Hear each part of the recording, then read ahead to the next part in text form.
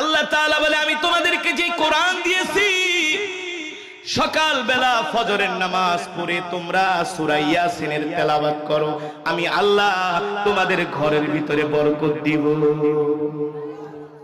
তোমাদের ব্যবসায় বরকত দিব, তোমাদের ক্ষেতের ফসলে বরকত দিব। আর যদি আমার কোরআন না পড়ো ক্ষেতের ফসলেও বরকত হবে না, ব্যবসার মধ্যেও বরকত হবে না, ঘরের মধ্যেও শান্তি পাবা না, একটার পর একটা বালা মুসিবত লেগেই থাকবে।